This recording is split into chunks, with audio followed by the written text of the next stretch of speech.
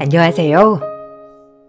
항상 긍정적으로 생각하고 노력하려고 하는 대구에 살고 있는 여성이에요.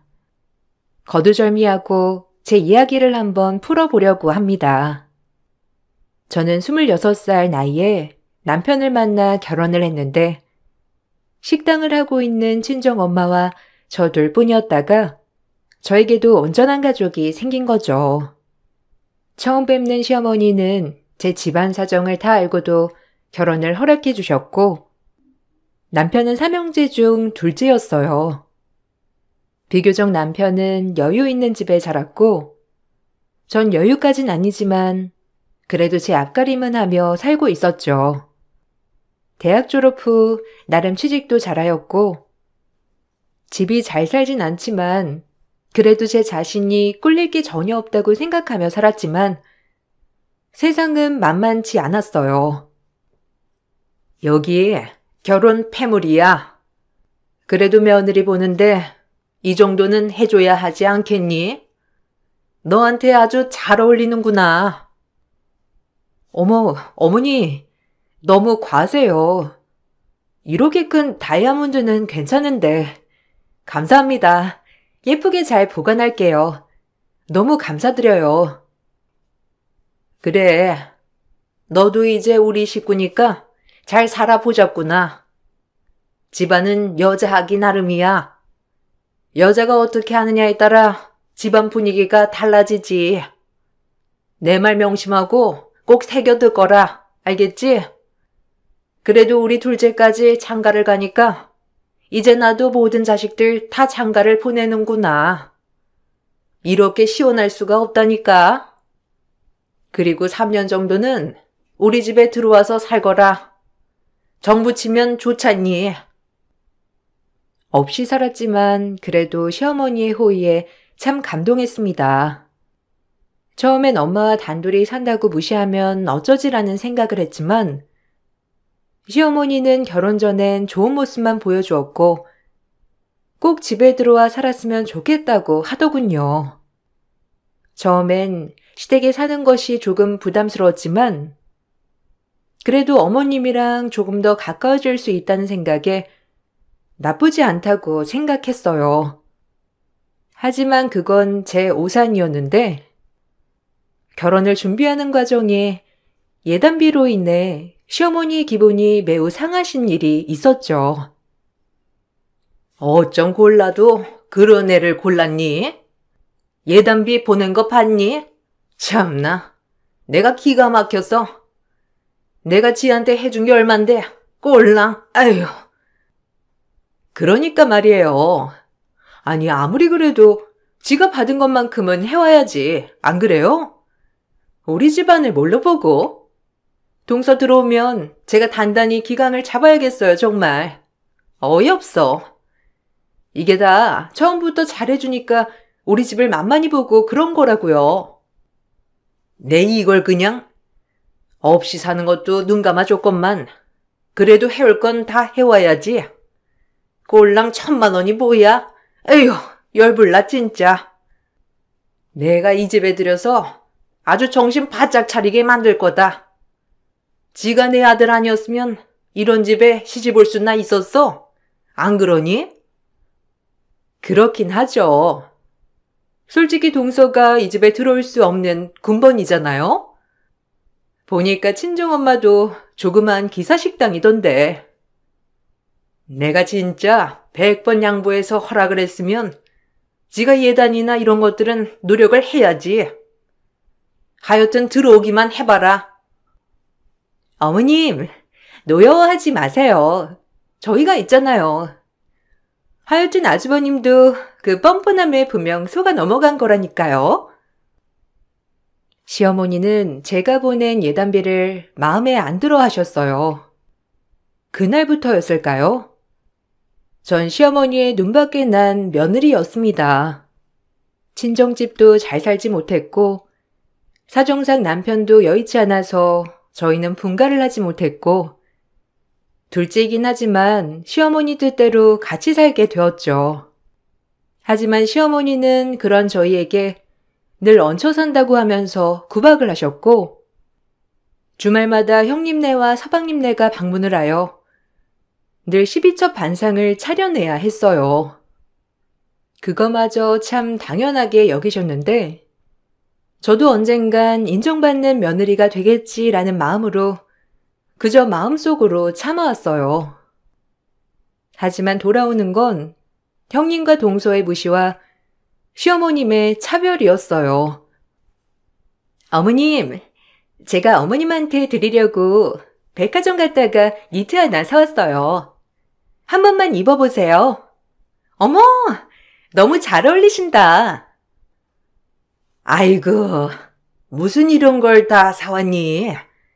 하여간 네 센스는 정말 못당한다. 마침 가을도 돼서 니트 한 벌 필요했는데. 어머, 그러게요. 색깔이 화려한 게 어머님한테 너무 잘 어울리셔요. 동서, 진짜 센스 만점이다. 역시는 역시야. 내가 니들 덕분에 산다. 맨날 저거 보면서 분통 터졌었는데 주말마다 그래도 내 기분 풀어주는 건 너네밖에 없어. 그러게요. 평일에 많이 답답하시겠어요. 아, 형님. 이거 동태찌개 다시 해서 저 좀 싸주실래요? 맛있네요. 그나마 형님한테 요리 솜씨라도 있어서 다행이에요. 이것마저 없었으면 진짜 대량 난감할 뻔했는데. 어머님, 안 그래요? 아, 동태가 없어서 다음에 올 때 해놓을 테니까 가져가. 그래도 입맛에 맞으니까 다행이네. 많이 먹어. 없으면 네가 장 봐서 해다 주면 될 거 아니야? 네가 집에서 하는 일이 뭐가 있다고? 밥 먹고 얼른 가서 장 보고 해라. 동서지간에 먹고 싶다는데 안 해줄 건 또 뭐야? 밥 먹고 장 봐와라. 이왕 하는 김에 그네네도 해주면 좋잖니.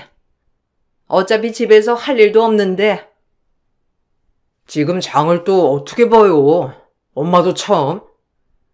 주말이기도 하고 막히는데 그냥 다음에 해다 먹어요. 그만하시고. 네?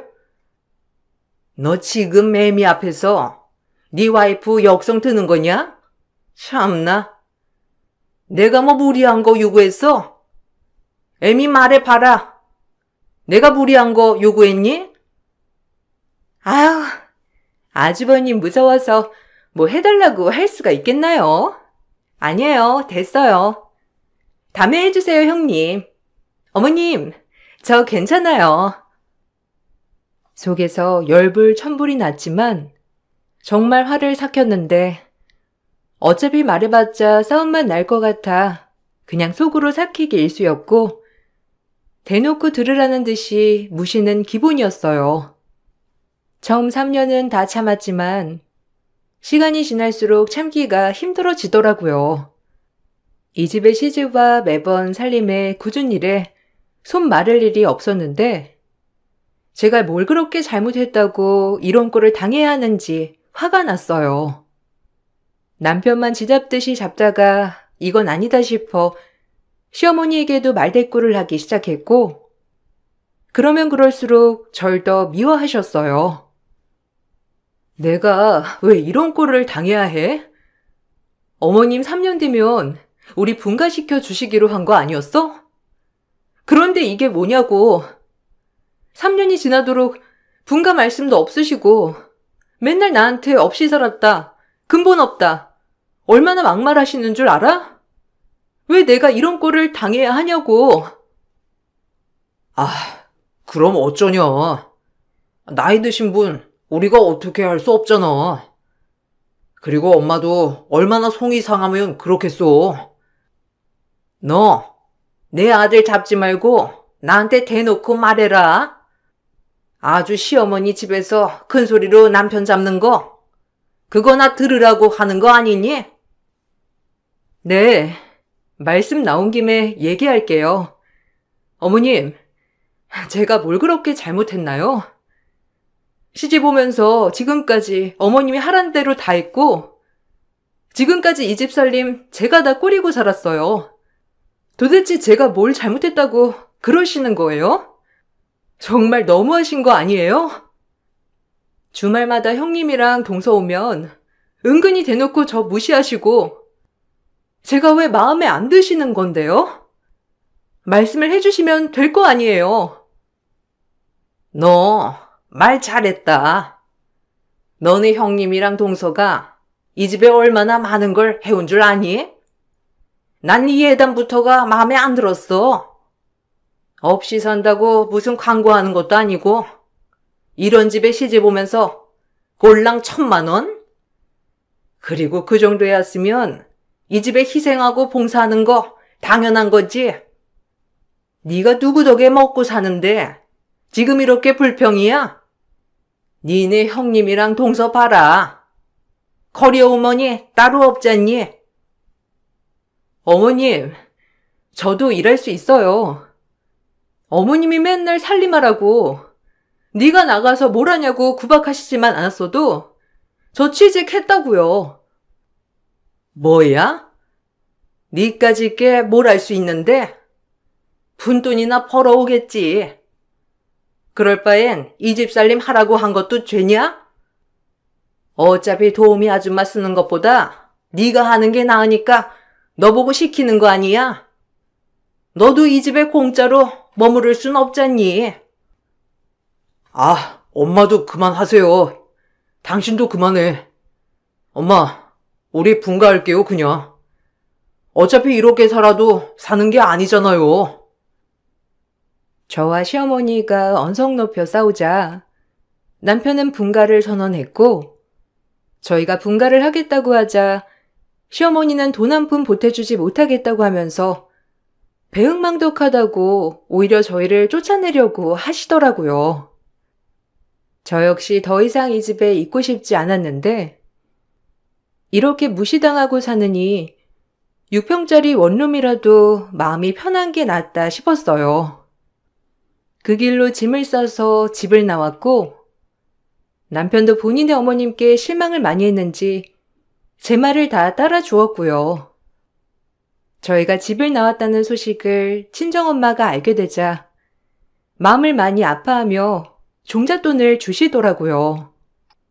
엄마도 살기 힘든 팍팍한 세상에 마음이 참 안 좋았어요.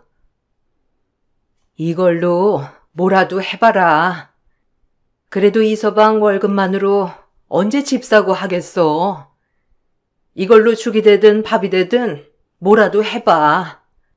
내가 너 결혼할 때 번듯하게 해준 것도 없고 그래서 네가 이런 꼴을 당하는 거 아닌가 싶기도 하고 엄마가 다 미안하다 정말.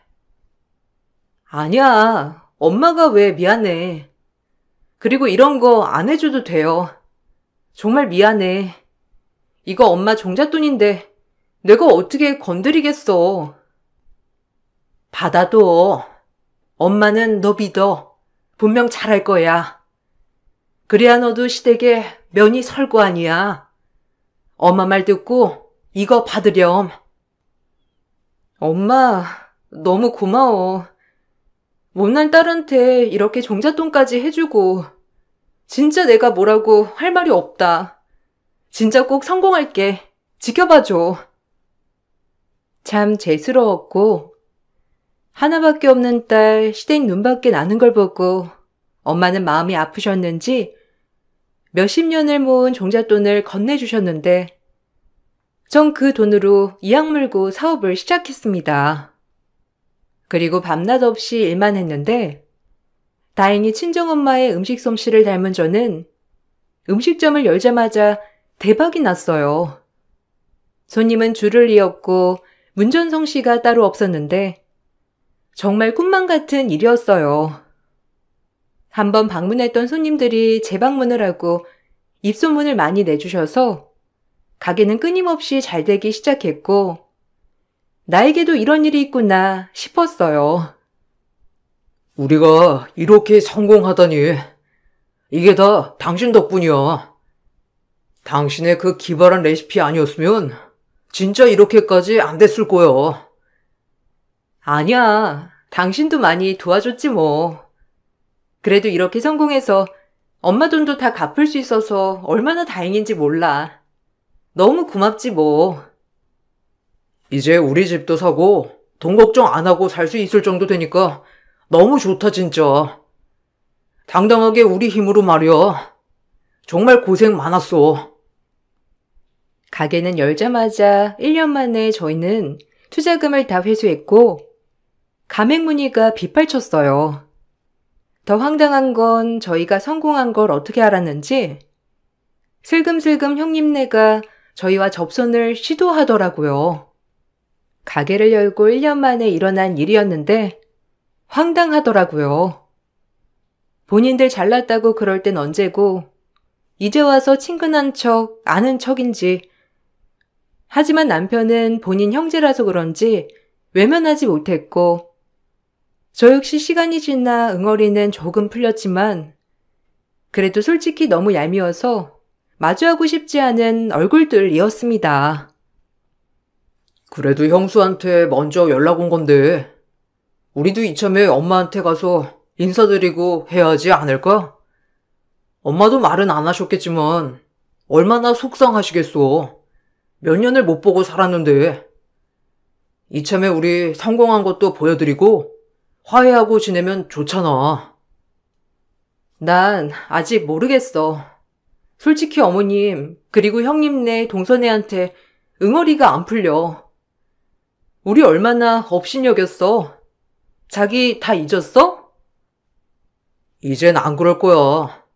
먼저 연락 온 것도 보면 본인들도 미안해서 그런 건데 이참에 연락할 구실이 이것밖에 없으니까 이제 연락을 한 거겠지. 나한텐 그래도 가족인데 당신이 한 번만 마음 좀 풀어주라. 내가 이렇게 부탁할게.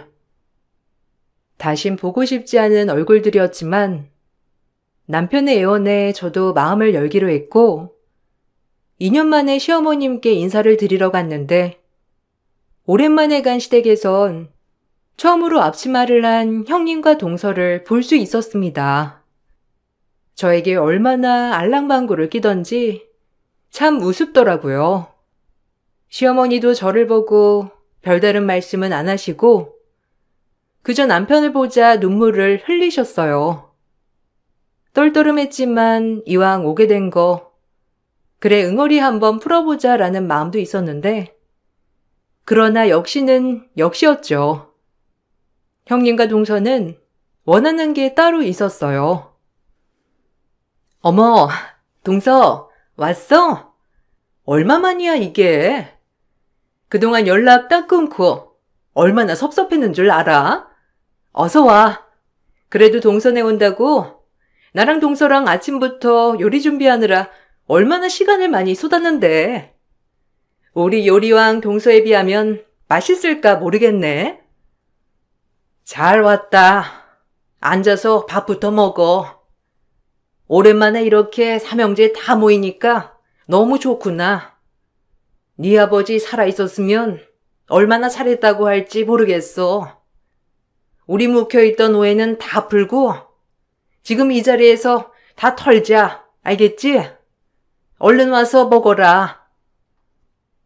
형님, 어서 앉으세요. 우리 귀하신 형님. 아마 이 집에서 제일 잘 나가시는 거 아니에요? 부러워 못 살겠다니까요. 일에서 기술이 있으면 먹고 살 수 있다니까. 아우, 부러워 정말. 근데 진짜 형님이 하신 음식들 정말 맛있었잖아요. 확연히 다른 태도에 거부감이 들었고 이 집에서 살면서 늘 서럽기만 했는데 이런 대접을 받으니 참 어찌할 줄 몰랐죠. 그럼에도 불구하고 남편은 본인 형제들과 어머니라 그런지 매우 기분이 좋아 보여서 그저 남편만을 위해 참았습니다. 아직까지 호의를 보이고 있으니 그냥 참자라는 마음이었고 중간중간 표정 관리가 안 되었지만 허벅지를 꼬집으며 참았어요. 그래, 장사는 잘 된다더니 뭐 얼마나 잘 되길래 얘네들이 이렇게 호들갑을 떠는 거냐? 뭐 연매출이 얼마인데? 다행히 목도 좋고 때를 잘 잡아서 잘 되는 거죠. 막 떠들썩하게 잘 되는 건 아니에요. 그래도 먹고 살만은 해요, 이제. 처음 이 집 나가고 원룸에서부터 시작했거든요. 형님네랑 동선에 어머님이 다 집 한 채씩 해주실 때 저희는 저희 힘으로 지금까지 올라온 거죠. 그래? 다시 들어와 살거라. 애도 남의 손에 맡기는 것보다 이 할미가 봐주는 게 낫지 않니? 너 사업 때문에 바쁠 텐데. 아니요.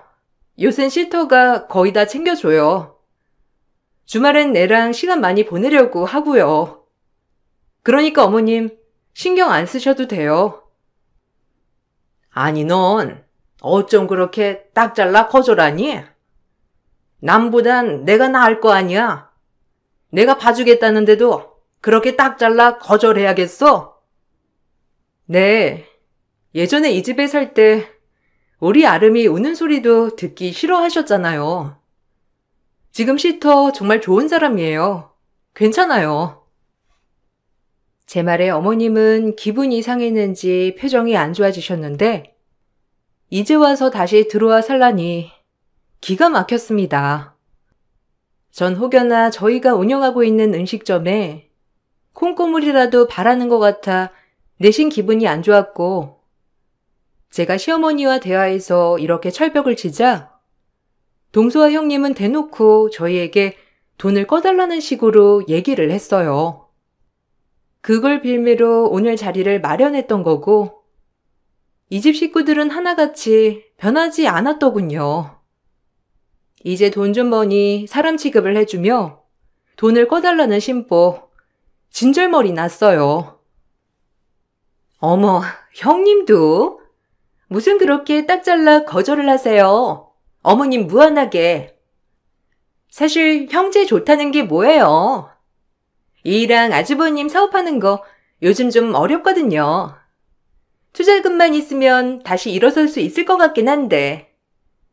어머님은 이미 저희에게 투자를 많이 해주셔서 여의치도 않고 그나마 투자할 수 있는 게 형님네잖아요. 어떻게 생각하세요? 그래도 가족인데.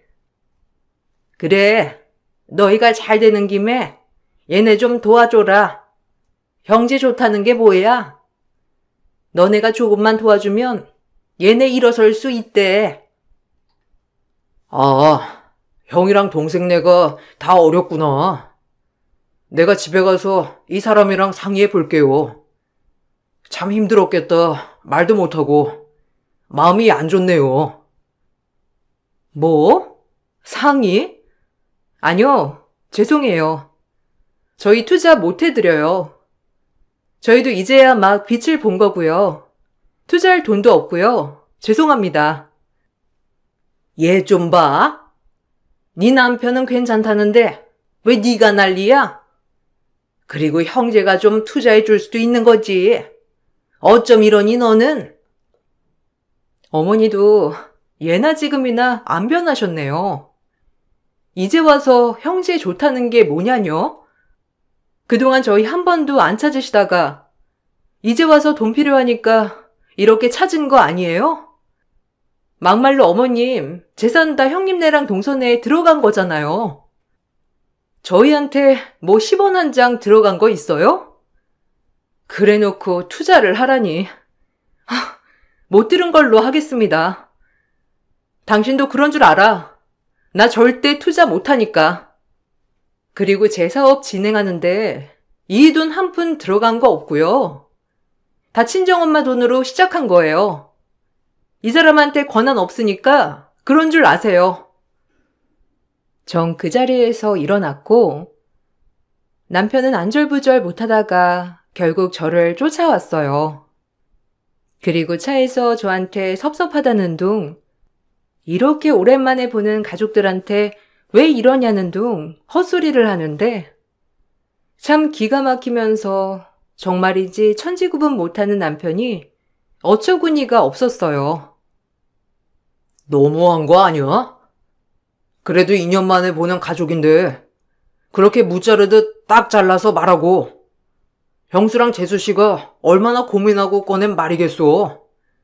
좀 이해 못해? 너한텐 남이어도 나한텐 하나뿐인 가족이야. 이번 일 진짜 너무한다.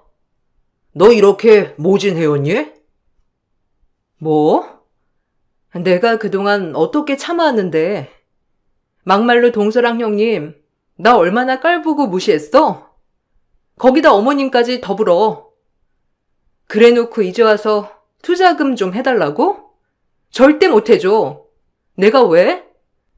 나 우리 엄마 종잣돈으로 시작한 사업이야. 본인들이 한 푼이라도 보태줬어? 이대로 손절하려면 하라고 해. 나 아쉬울 거 하나 없어. 내가 그동안 당한 것들만 생각하면 이가 갈려. 알아? 당신 때문에 참는 거야. 아, 모질다 진짜 너라네. 그놈의 돈. 하여튼 우리 가족한테 그렇게 대하는 거 나 못 참아. 내일이라도 가서 사과해. 사과? 웃기고 있네. 너네 식구들이 와서 나한테 사과하라고 해. 사과 한마디 없이 어디서 투자금을 달라고 해? 뻔뻔해도 유분수지. 남편의 말에 어이가 없었고 그냥 무시했어요. 중간에 남편이 지속적으로 닥달을 하였지만 깡그리 무시했어요.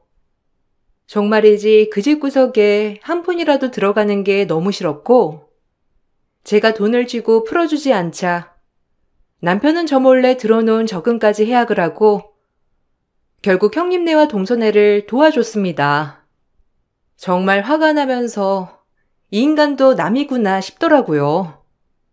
우리 친정엄마 한번 모셔서 맛있는 거 대접할 생각은 못하고 그저 지 가족들밖에 모른다는 게 피가 거꾸로 쏟았지만 남편은 당당했어요. 미쳤구나, 네가 드디어. 어떻게 그 돈을 나랑 상의도 없이 니네 가족한테 줄 수가 있어? 내가 안 된다고 했잖아. 우리 가족 내가 돕겠다는데 네가 뭔 상관이야? 그리고 네 돈만 있는 거 아니잖아. 나도 열심히 번 거잖아. 그러니까 권리 있어. 너무 그렇게 몰아세우지 마. 너한테 속물일 가족일지라도 나한텐 하나뿐인 가족이나 다름없으니까. 알겠어? 그래. 넌 결혼하고 지금부터 네 가족은 나랑 내 딸이 아니라 시댁 식구들 뿐이었지. 안 그래? 그래놓고 우리 엄마 돈 받아서 사업하자고 할 땐 좋다고 그러더니 지금 네가 우리 엄마한테 밥 한 번 대접한 적 있어? 당신한테 진짜 실망이다. 너무 실망이야. 당신이 열심히 번 돈이라고? 기가 막혀. 회사에서 일하면서 너 생활비 한 번 갖다 준 적 있니? 다 내가 꾸려간 거 아니야? 아주 대놓고 무시하는구나. 돈 못 벌어오는 남편이라고. 너 원래 이렇게 속물근성 있는 애였냐? 이래서 없이 산 애들이 무섭다고. 돈 좀 버니까 지가 뭐 대단한 사람인 줄 착각하는 거지. 어쨌든 우리 가족 무시하는 꼴은 더 이상 못 봐. 남편과는 그 뒤로 냉랭했는데 냉랭하다 못해 남편은 제 버릇을 고쳐줘야 한다면서 그 길로 짐을 싸서 시댁에 갔어요. 너무 황당했고 뼈 빠지게 고생해서 이만큼 식당 키워놨더니 본인의 가족들만 챙기는 것 같아 너무 섭섭하더라고요. 그러던 중 가게 이전을 해야 할 때가 왔는데 남편과 상의하고 싶었지만 연락도 되지 않는 남편이었고 그저 제가 사과하기만을 바라는 남편이 얄미워 저도 연락을 하지 않았었죠. 전 그대로 혼자 가게 이전을 준비하고 있었고 한창 바쁘고 예민한 이 시점에 시어머니가 전화가 왔는데 아주 노발대발 화난 목소리로 말이죠. 전화를 받기 싫었지만 남편과 얘기도 해야 하고 또 무슨 일일까 하는 마음으로 전화를 받았어요. 시어머니가 당장 본인의 집으로 오라고 하면서 전화를 끊었습니다. 너 어디 있니? 지금 당장 우리 집에 오너라. 기가 막혀서 내가 혈압이 거꾸로 올라. 이 전화 끊자마자 당장 출발해. 무슨 일이신데요? 저 지금 바빠서 그래요. 말씀해 주시면 이따 저녁이라도 들릴게요. 무슨 일 있으세요, 어머니? 일단 와서 얘기해. 참나, 기 막혀 진짜.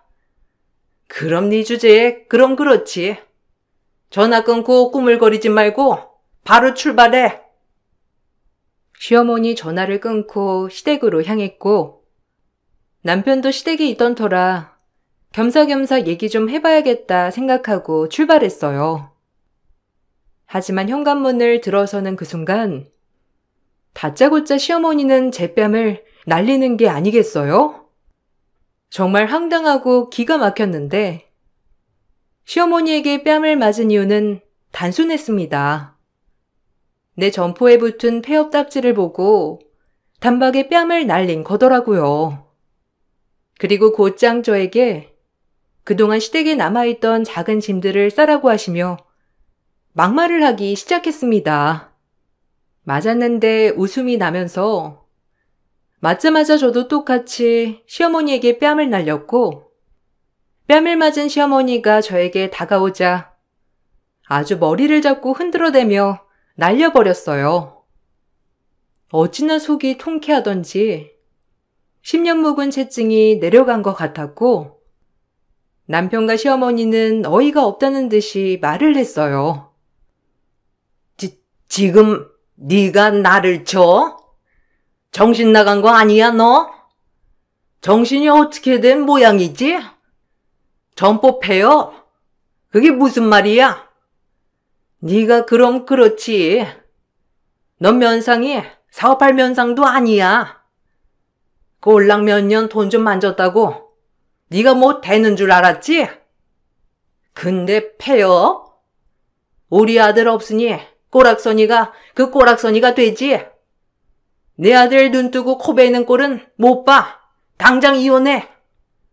너같이 무식하고 시애미한테 이렇게 대하면 못 참아. 너한테 어울리는 자리는 그냥 식모 나부랭이야. 알아? 참나. 바로 폐업 처리를 해? 너 능력도 없는데 우리 아들이랑 왜 사니? 아주 너네가 가만 안 있을 줄 알아.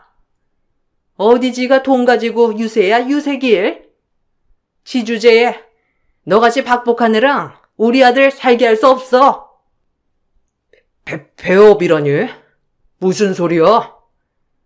엄마가 볼일 보고 오다가 봤대. 우리 가게 폐업한다니 너 설명 잘해야 할 거야. 알겠어? 그리고 엄마한테 그게 무슨 손버릇이야? 당신 원래 이렇게 무식한 사람이었어? 아, 진짜 안 되겠다. 나도 더 이상 당신이랑 못 살아. 아, 진짜 우습다 정말. 아니 고마워요 정말 다들. 나 각성시켜줘서. 내가 절이라도 올려야 하나? 아니 절 좀 할게요. 그리고 맞을만 하니 맞았지. 먼저 나 건드렸잖아. 내가 못 날릴 줄 알았어? 내가 왜? 더 당해봐야 정신 차리지 모자가 쌍으로. 전 그 자리에서 어머님께 꾸벅 인사를 올렸고 어머님이 준비한 이혼 서류에 도장을 찍었어요. 남편은 이미 본인 도장을 찍었는데 어머님네 있으면서 완전 시댁 사람이 된 남편이었죠. 전 이혼 서류에 도장을 찍고 제가 서류를 제출하겠다고 하며 어머님 손에서 서류를 낚아챘습니다. 그리고 한마디를 던졌고 제 한마디에 어머님과 남편은 그대로 얼음이 되더라고요. 잘 떨어져 나가줘서 고맙다 정말. 아, 폐업? 우리 6층 건물로 증축해. 문 열면 놀러와. 자기한테 말하고 상의했어야 했는데 통 집에 들어와야 상의를 하지. 어차피 가게 우리 엄마 명의잖아? 아줌마 잘못하셨어. 폐업이 아니라 우리 확장 이전이에요. 그것도 6층 건물로. 참나. 어쨌든 서류는 먼저 준비해줘서 고맙고요. 이거 오늘 당장 접수할게요. 일하는 이모님이 폐업이라고 잘못 붙여놨다고 하길래 얼른 뗐더니 그 사이 그걸 보셨어? 잘된 일이네. 어쨌든 놀러와요. 뭐라고? 건물을 사서 증축 간다고? 아, 참나. 내가 그걸 믿을 줄 알아? 너 괜히 우리 약 올리려고 하는 소리지? 자기야, 일단 진정하고 그 이혼 서류 좀 줘봐. 아, 엄마가 너무 섣불렀어. 나보고 그렇게 도장 찍으라고 성화를 하셔서. 너도 똑같아. 그날 집 나갈 때 너를 두고 나왔어야 했는데. 이런 인간일 줄 모르고 몇 년을 속았다니. 됐어. 우린 끝이야. 너 1인보다 와서 차근차근 설명을 해줘야 할 거 아니야? 나는 너네 가게가 폐업인 줄 알고 그랬던 거라고. 폐업을 했든 안 했든 어쨌든 돈만 생각한다는 거 아니에요. 진절머리 나게 무식해서야 원. 제가 싫어요. 이제 29석. 당신 아들 어디 당신이 원하는 며느리감 얻어서 결혼시켜봐. 누가 버티고 좋아하나. 마마보이의 무슨 졸부짓구석. 전 그 길로 법원에서 이혼 서류를 접수하였는데 남편도 도장을 찍고 합의했던 결과라 바로 조정이 들어갔지만 저에게 위자료와 재산 분할을 청구하더라고요. 얼마나 어이가 없던지 할 수 없이 변호사를 동원해 소송을 준비해야 했고 제가 소송에 들어가고 이혼 소송이 길어지자 정말 마음이 힘들더라고요. 그래도 다행인 건 친정엄마의 종잣돈으로 시작한 사업 모든 걸 엄마 이름으로 진행했기 때문에 사실상 제 앞으로 된 건 없었기에 진짜 다행이었죠. 그렇기 때문에 남편에게 재산 분할해줄 재산은 없었고 아이의 뜻에 따라 친권 양육권도 모두 다 제가 가져올 수 있었어요. 오히려 소송에 들어가게 되면서 제가 그동안 받았던 시어머니의 정신적 괴롭힘, 이 집에서 사람 취급 못 받은 것들까지 다 위자료 소송을 걸었기 때문에 그 집에서 저에게 위자료를 주어야 했죠. 법정에서 시어머니와 남편의 표정이 진짜 코미디를 찍는 것처럼 웃기더라고요. 저 몰래 적금을 해약해 형님네를 도와준 돈까지 남편은 저에게 고스란히 돌려줘야 했는데 그 적금도 제 이름이었거든요. 법은 참 좋은 거더라고요. 아니 우리가 왜 너한테 돈 한 푼 못 받아? 너 그렇게 부자인데 왜 재산 분할이 안 되냐고? 이럴 순 없어. 다행이지. 엄마 이름으로 해놓은 게. 아줌마 돈 많다며 유세 그만 떨어요. 그렇게 잘 사는데 왜 내 돈까지 가지려고 해요? 됐고 더 이상 엮이는 일 없을 테니 위자료나 잘 보내요.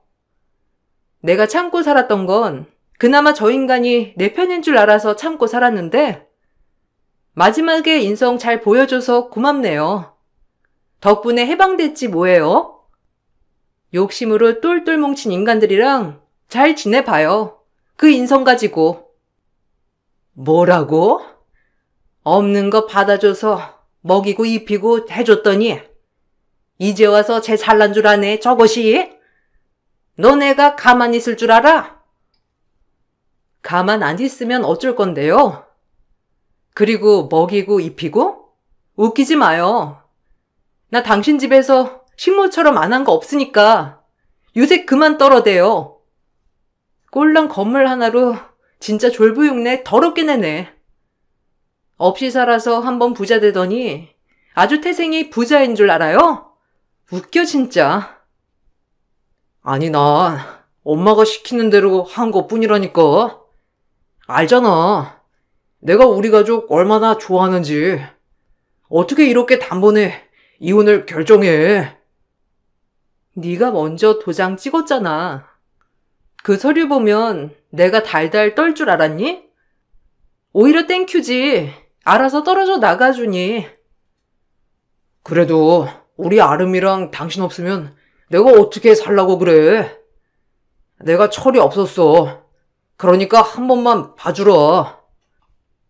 아니, 난 당신 같은 인간이랑 못 살아. 요 몇 달 당신 인성 다 봤거든. 니네 엄마랑 아주 똑같더라. 그 애미의 그 아들. 그냥 네 엄마 탓을 해. 아니다. 너도 반성해. 그 나이 먹도록 엄마 치마폭에 둘러싸여서 천지분간 못하는 네 줏대 말이야. 전 이 말만을 남기고 남편과 완전 끝을 냈어요. 6층짜리 건물로 증축을 하고 오히려 더 손님도 늘고 가게는 정말 잘 되었죠. 남편은 중간중간 연락이 와서 다시 합치자는 헛소리를 했지만 간단히 무시했고 친정엄마 또한 잘한 일이라며 절 응원해 주었어요. 그리고 지금은 가맹까지 내주며 엄연한 법인회사로 전환이 되었답니다. 한 치 앞도 모르는 인생, 이악 물고 열심히 버티고 살다 보니 이렇게 좋은 날도 있구나 싶어요. 가끔 지치고 힘들 때 그동안 힘겹게 살아왔던 것을 생각하면 지칠 틈도 없는 것 같고요. 인생에서 언제가 제일 행복하냐 물으면 전 지금 바로 이 순간이라고 대답할 만큼 정말 행복합니다. 그리고 저만 바라보시는 친정엄마에게 이렇게 당당한 모습을 보여줄 수 있어서 제일 기뻐요. 항상 걱정스러운 딸, 그나마 성공해서 엄마한테 좋은 모습을 보이는 게 효도하는 거겠죠? 앞으로도 엄마에게 잘하는 딸이 되려고요. 이야기를 쓰고 보니 저에게도 참 우여곡절이 많았는데 그래도 지금 이렇게 자리 잡았으니 이것마저 에피소드다라고 생각한답니다. 여러분들도 힘든 시련이 있으시더라도 용기 잃지 마시고 버티시길 바랄게요. 제 글 읽어주셔서 감사합니다. 안녕하세요. 저는 현재 복지사로 일을 하고 있는 50대 여자입니다. 요즘 모두들 많이 어려우시죠? 저희 집안 또한 상당히 어려워졌네요. 남편이 다니던 회사는 자금이 원활하게 돌아가지 않아 결국 부도가 났고 하나 있는 딸마저 백수가 되고 말았습니다. 다행히도 저는 아직까지 많은 월급은 아니지만 저희 가족 입에 풀칠할 정도로 버티고 있긴 하네요. 이런 상황이 언제까지 지속되려는지는 모르겠지만 하루빨리 예전처럼 웃으면서 서로 얼굴 보는 날이 다가왔으면 좋겠습니다. 제가 여기에 사연을 신청한 이유는 제가 앞으로 어떤 식으로 일을 처리하면 좋을지 다수의 의견을 들어보고 싶어 신청하게 되었어요.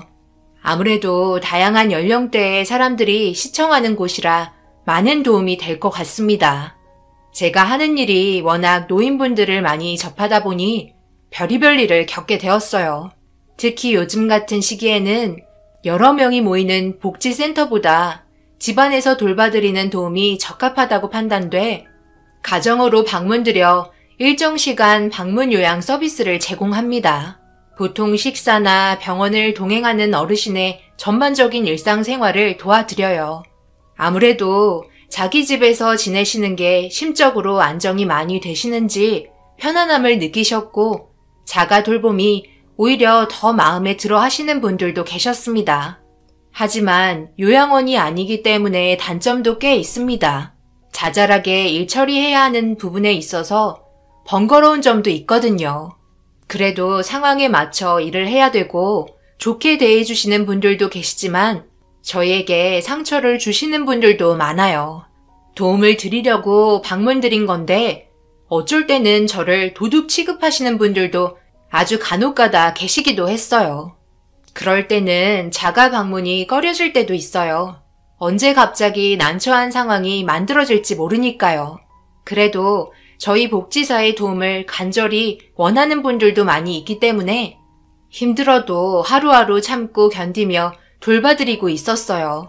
그런데 어느 날 새로 방문을 드려야 하는 곳이 접수가 되었고 그 집에 도착한 순간 현관 밖에서 집안에서 들리는 대화 내용을 듣게 되었어요. 아무래도 자식들인 것 같았습니다. 말도 거침없이 오고 갔고 불만이 많은 듯 보였어요. 그래서 언제 들어가야 할지 난감했었죠. 여기서 혼자 지내시기에는 딱 적당한 집 같네요. 복지 신청도 했으니까 조만간 방문 드릴 거예요. 필요한 거 있으면 도움 받고요. 요즘 요양원 생활이 더 안 좋은 거 알죠? 저희가 이렇게 해드리는 것도 최대한 배려해 드리는 거예요. 그리고 아버지도 돌아가셨으니 나머지 재산도 저희 주셔야죠. 언제까지 숨겨놓고 계실 건데요? 혼자 지내시기에는 적당한 곳 마련해 드렸잖아요. 솔직히 어머니가 저희에게 뭐 해준 것도 없으면서 돌봐드리길 바라시는 건 아니시죠? 너희들이 언제부터 날 신경 썼다고 배려해주는 척 하는 거니? 전부 돈 때문이잖아. 내가 너희들에게 가지고 있는 재산 줄 것 같아? 그동안 너희들이 했던 행동들을 생각하면 나는 절대 줄 수 없다. 부모보다 돈만 밝히는 놈들에게 그동안 힘들게 모은 재산을 왜 줘야 하는데? 이런 대접을 받으려고 죽을 둥살둥하면서 여태까지 버텨왔는지 알아? 얼굴 꼴 보기도 싫으니까 당장 나가라. 동네가 떠나갈 정도로 가족들과의 다툼은 재산 문제인 것 같았고 서로의 갈등이 심해 보였습니다. 노인분이 난리를 치기 시작하자 자식들은 나이가 먹어도 성격이 더럽다며 입에 담지 못할 막말을 일삼았고 현관문에서 나오면서 저와 눈이 마주쳤어요. 저를 바라보더니 인상을 쓰면서 복지센터에서 왔냐며 물어보길래 어색한 웃음으로 고개를 끄덕였습니다. 아들인 것 같은 분은 워낙 괴짜라서 힘들지도 모른다며 혀를 차더니 자식들과 함께 우르르 나와 차를 타고 돌아갔어요. 현관문이 약간 열려있는 틈에 손을 넣어 조심스럽게 고개를 내밀고 인사하며 천천히 들어갔어요. 이런 분위기 속에 방문 드리는 것도 꺼려졌지만 일단 인사는 드려야 할 것 같아 용기 내 들어갔습니다. 이것보다 더한 일도 많이 겪었으니까요. 그렇게 현관문에 들어가니 저에게 등을 보이고 있는 노인분께서 고개를 떨구고 있었고 어깨가 들썩였어요. 많은 상처를 받으셨는지 흐느끼는 소리가 들렸습니다. 뒷모습은 왜소한 체격을 가지고 계셨고 일단 어느 정도 진정이 되실 때까지 기다려 드렸어요. 그렇게 시간이 조금 흐르니 진정이 되셨는지 불편한 몸을 일으키며 저와 눈이 마주쳤고 저를 보자 하신 말은 도움은 필요 없다며 혼자 있고 싶으니 나가달라는 말이었어요. 그래서 일단 신원 확인만 하고 피해드렸습니다. 다음날 다시 오겠다며 얘기했지만 더 이상의 대화는 이어지지 않았어요. 그렇게 우울한 감정을 가지고 집에 도착해 몇 시간 전에 있었던 일에 대해 떠올려봤고 그분에게 필요한 물건이 뭐가 있을지 생각하면서 집안일을 하기 시작했어요. 저녁 준비가 거의 다 끝나가니 남편과 딸이 들어왔습니다. 저녁을 먹으며 이런저런 얘기를 하던 도중 그날 있었던 일에 대해 물어보기 시작했어요. 저 혼자만의 생각이 아닌 여러 사람의 의견을 듣는 게 좋을 것 같아 남편의 의견과 딸의 의견을 들어봤습니다. 좀 전에 내가 어느 노인분 집에 방문했었는데 자식들과 상당히 많은 트러블이 있는 것 같더라고. 그날 잠깐 본 거라 뭐라고 단정 짓긴 좀 그렇지만 분명 자식들이 잘못하고 있는 것 같긴 한데 아무래도 재산 문제가 제일 큰 것 같아. 자식과 부모 사이에 재산 문제가 언급되면 서로 불편한 게 많아지지. 자식은 태어날 때부터 부모가 죽을 때까지 바라기만 하잖아. 자식들이 얼마나 많은지 모르겠지만 부모 입장도 이해가 되긴 하지.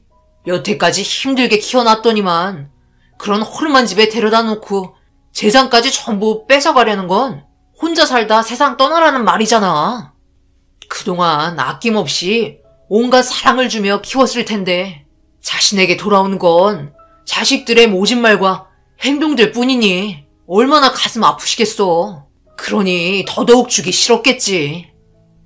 남편은 뭘 해주기보다 딸같이 다가가 많은 대화를 해주는 게 제일 좋을 것 같다며 친구가 되어주라고 하더라고요. 위로를 받을 수 있는 사람이 한 명이라도 있다면 삶에 큰 도움이 된다며 저에게 조언을 해주었고, 딸 역시 자식들이 너무한 것 같다며 분노하고 있었습니다. 그날 저녁 무슨 대화를 이어나갈지 많은 생각을 했고, 제가 도움을 줄 수 있는 건 최대한 도와드리고 싶어 다음날 다시 찾아뵐 때 간단하게 먹을 거 몇 개 사들고 현관문을 두드렸습니다. 잠시 뒤 현관문을 열어주면서 뭐하러 또 왔냐며 날카롭게 말을 이어나가셨고, 이런 일은 한두 번이 아니라서 아무렇지도 않게 들어갔어요. 지내시면서 별일 없으셨어요? 그래도 어제보다 오늘이 좀 더 괜찮죠? 살다 보면 별의별 일 다 겪잖아요. 안 와도 된다니까 왜 온 거야? 도움받을 정도로 내가 약해 보여? 혼자 있고 싶은데 왜 이렇게 귀찮게 하는 사람들이 많은 거야? 별 문제 없으니까 볼일 다 봤으면 이만 나갔으면 좋겠네. 내가 그쪽한테 아쉬워해야 할 일도 없고 혼자서 잘 살아갈 수 있어. 알겠어요. 원하시는 대로 하시면 저야 편하죠. 그렇다고 그냥 나 몰라라 할 수는 없어요. 제 직업이라 어쩔 수 없는 거니까 이해해 주세요. 그나저나 점심은 드셨어요? 아직 아무것도 안 드셨죠? 뭐 좀 사왔으니까 요기 좀 하고 계세요. 제가 해드릴 수 있는 건 하고 들어가야 저도 마음이 편해요. 제 입장도 생각해 주셨으면 좋겠네요. 아유, 어제부터 아무것도 안 드신 거예요? 냉장고가 텅텅 비었네요. 일단 제가 간단하게 장 봐올 테니까 떡 좀 드시고 계세요. 여기 근처에 시장이 있거든요. 거기에서 제일 맛있는 떡집에서 사가지고 온 거예요. 안 좋은 일이 있어도 끼니는 거르면 안 돼요. 병 생겨요. 아시겠죠, 어르신? 저는 노인분의 말을 들어주면서 제가 하고 싶은 말 다 하며 해야 될 일을 계속 진행했습니다. 저 같은 사람 처음 봤다는 눈빛을 계속 보내며 멍하니 바라보고 있었고, 밝게 웃으면서 현관을 나섰어요. 그날 저녁거리를 사가지고 들어왔는데 안 드실 것처럼 예민하게 구시더니 배가 많이 고프셨는지 사가지고 온 떡을 다 드셨더라고요. 괜히 뻘쭘해 하실까봐 못 본 척 저녁 차렸습니다. 아무래도 며칠 뒤면 저를 편하게 대해주실 것 같았어요. 그래서 지속적인 관심을 계속 보였고, 노력하는 모습을 보이자 어느 정도 받아주는 것 같았어요.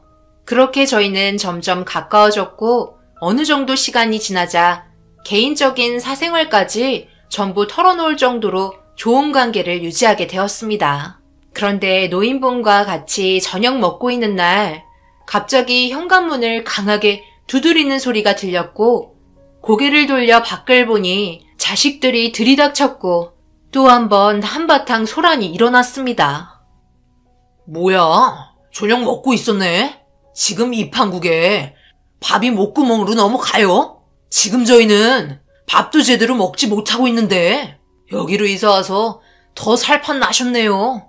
어떻게 하실 건지 결정하셨어요? 지금 사업 자금이 급하게 필요하다니까요. 일단 좀 진정하세요.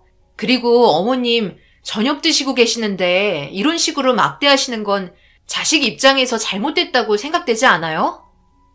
저기요, 아줌마는 뭔데 남의 가정사에 참견이야. 아줌마가 뭘 한다고 지금 나대냐고. 알지도 못하면 빠지지 그래. 뭐라고요? 저는 어머님을 보살펴드려야 할 복지사고요. 그리고 제가 그쪽보다 어른이니까 할 수 있는 말은 당연히 해도 된다고 생각하는데요.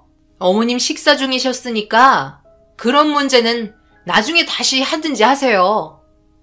이 아줌마가 아예 개념을 상실하셨네. 제가 지금 뭐라고 했죠? 어머니에게 받아야 될 재산이 있다고 했잖아요.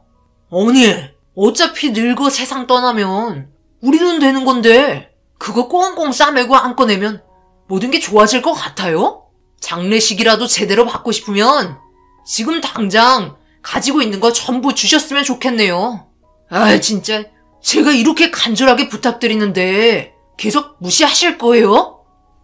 자식이라는 사람이 무작정 찾아와서는 돈부터 달라는 게 너무 마음에 안 들었어요.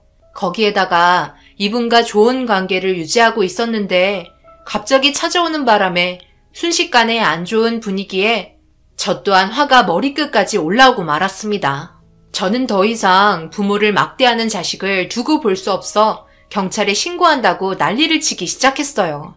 저는 직업 특성상 어머님의 안전을 지켜야 했기 때문에 내린 결정이었습니다. 제가 경찰에 신고를 하자마자 난감했는지 급하게 자리를 떠났고 상황은 종결이 되었어요. 이런 삶을 여태껏까지 살아오셨다는 거에 너무 마음이 아프더라고요. 어머님은 털썩 주저앉더니 가슴을 치며 오열하셨고 상당히 괴로워 보이셨습니다. 그렇게 아무 말 없이 한참을 곁에서 지켜드렸어요. 어느 정도 시간이 지나자 진정이 되셨는지 힘겹게 일어나셔서는 이런 모습 보여 미안하다며 다음에 다시 찾아와 달라며 방으로 들어가 누우셨습니다. 저는 집안을 대충 정리하고 인사드린 뒤 집으로 돌아갔어요. 집에 가는 동안 정말 많은 생각을 하게 되었어요. 이런 경험을 해본 건 처음이라 앞으로 어머님을 어떻게 지켜드려야 할지 걱정이 많았습니다.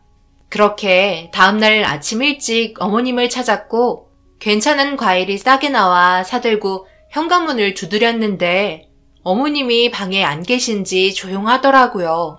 그래서 창문 쪽으로 다가가 안에 안 계신지 어머님을 불렀는데 충격적이게도 어머님이 그 자리에 쓰러져 계셨고 아무리 불러 외쳐봐도 일어나지 못하고 계셨습니다. 저는 떨리는 손으로 구급차를 급하게 불렀어요. 언제 쓰러진 건지 모르기 때문에 위급한 상황이었고 응급실에 도착해 어떤 상태인지 몰라 불안한 마음으로 기다리고 있었습니다. 잠시 뒤 의사가 와서 어머님의 상태에 대해서 알려주셨고 충격적이게도 어머님은 암이라는 진단을 받게 되었습니다. 암 말기라 앞으로 살 날이 얼마 남지 않았다는 진단 결과에 그동안 얼마나 힘들었을지 생각이 들자 저도 모르게 눈물이 흘렀어요. 어머님은 한참 동안 깨어나지 못하셨어요. 그리고 더 이상의 항암 치료도 무의미할 정도로 심각한 상태였습니다. 연세가 많으셔서 그나마 진행이 더뎠던 거라며 얼마 남지 않았기 때문에 마음의 준비를 해야 한다고 하셨어요. 한참 동안 시간이 흐르고 정신이 드셨는지 저를 바라보셨고 그냥 내버려 두지 왜 데려왔냐고 떠나는 것도 마음대로 떠나지 못하냐며 한숨을 내쉬었어요. 아무래도 정신을 잃으셔서 그런지 기력이 많이 떨어지셨고 어머님은 힘든 몸을 일으켜 퇴원하셨습니다. 병원에서 치료를 더 받는 게 어떻겠냐고 여쭤봤지만 더 이상 살아봤자 무슨 의미가 있겠냐면서 발걸음을 옮기셨어요. 그렇게 어머님을 뒤따라 별로 가고 싶지 않은 집에 다시 도착을 했고 늦었으니 들어가 보라며 조용히 현관문을 닫으셨습니다. 하지만 이렇게 그냥 다시 가버리면 또다시 무슨 일이 발생할지 몰라 걱정되는 마음에 저는 뭘 놓고 간 것 같다며 핑계를 대곤 현관문을 열어 들어갔어요. 그리곤 집안 정리를 하고 간단하게 저녁밥상 차려드렸습니다. 계속해서 끼니를 거르게 되면 안 될 것 같아 챙겨드렸어요. 그냥 누워있고 싶다는 말에도 강제로 일으켜 세워 밥 한 숟갈 뜨게 했습니다. 이렇게라도 드셔야 회복할 수 있죠. 안 그럼 또 쓰러지게 되어 있어요.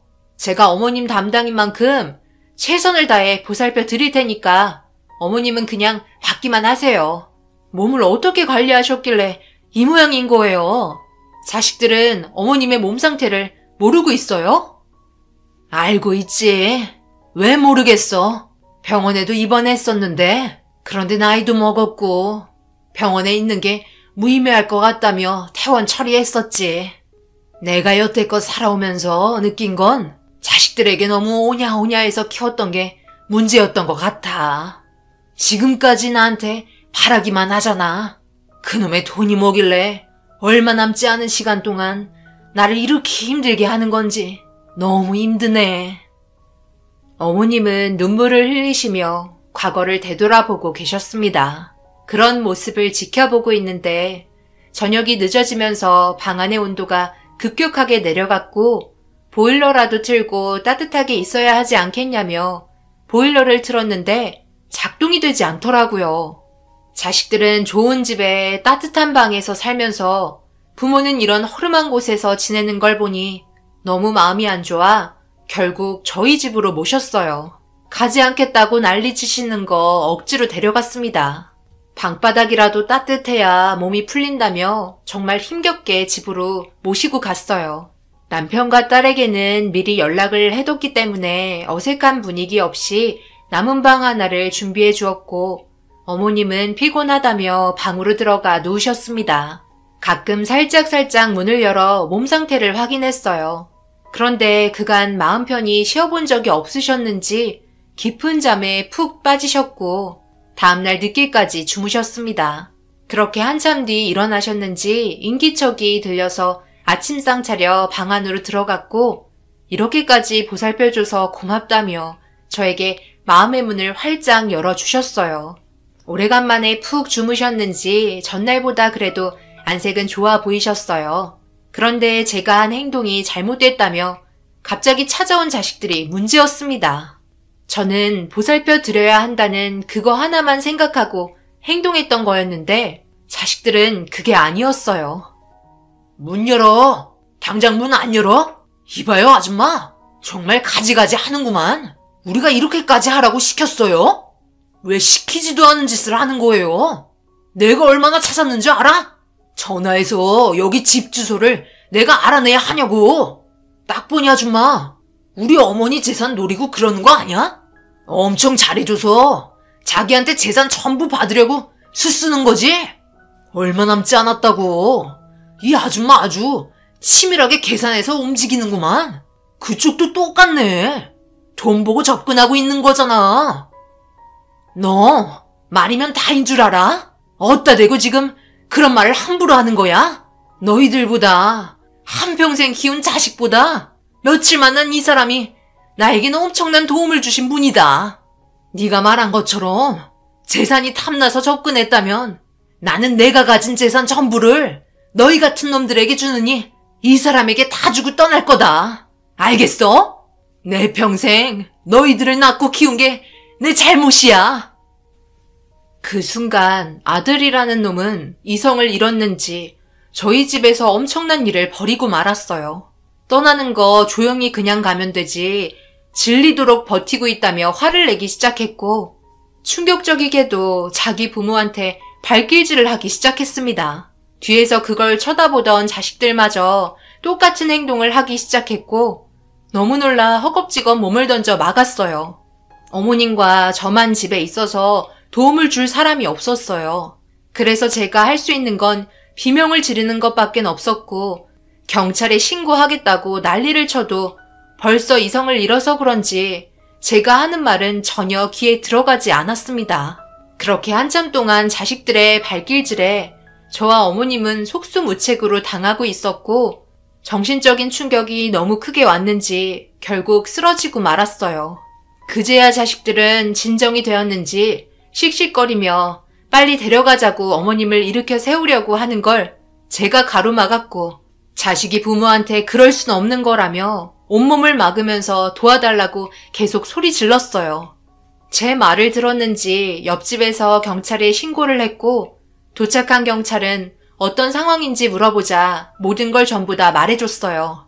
고개를 돌린 채 아무 말도 못하고 있던 자식들은 되려 저에게 아무 말 없이 자기 부모를 데려갔다며 난리치기 시작했고 또다시 한번 집안은 아수라장이 되었습니다.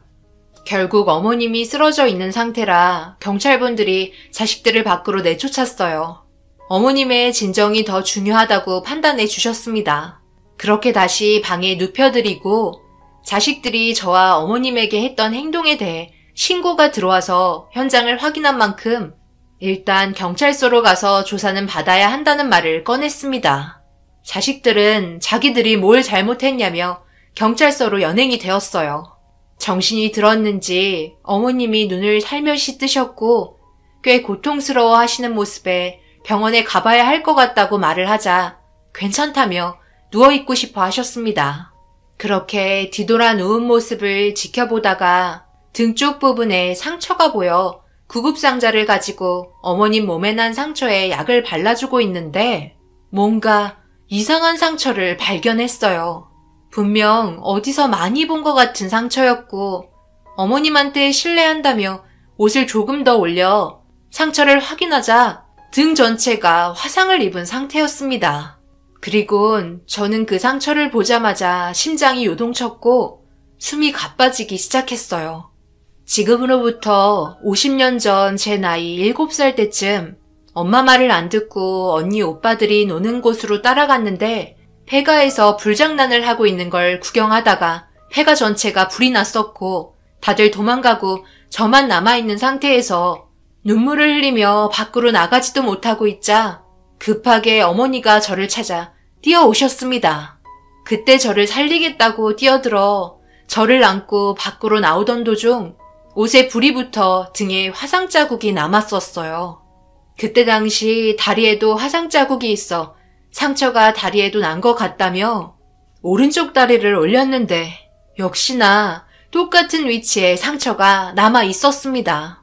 그때의 기억이 너무나도 충격적으로 다가왔었고 고통스러워 하시는 모습이 제 기억에 각인이 되었는지 그날의 사건은 아직까지도 생생하게 기억을 하고 있어요. 저는 그날의 기억이 떠올라 오열을 하기 시작했어요. 그 이유는 어머니가 몸에 화상을 입고 나서부터 아버지께서 어머니의 몸을 보며 혐오스러워 하셨고 하루도 빠짐없이 못살게 구셨습니다. 그런 아픔들 속에 결국 아버지는 어머니를 내쳤고 다른 여자를 들였어요. 아무런 힘이 없던 저는 그렇게 어머니와 헤어지게 되었습니다. 50년 동안 한 번도 만날 수가 없었던 건 어머니와 헤어지고 난 이후 바로 이사를 했었어요. 아예 어머니와 만날 수 있는 모든 것들을 아버지는 차단을 했던 것 같았어요. 그렇게 50년의 세월이 흘러 다 늙은 저는 더 늙어버린 말기암 어머니와 재회하게 된 거였어요. 다른 가정을 꾸리고 이런 모습으로 살고 있는 게 너무나 마음이 아팠습니다.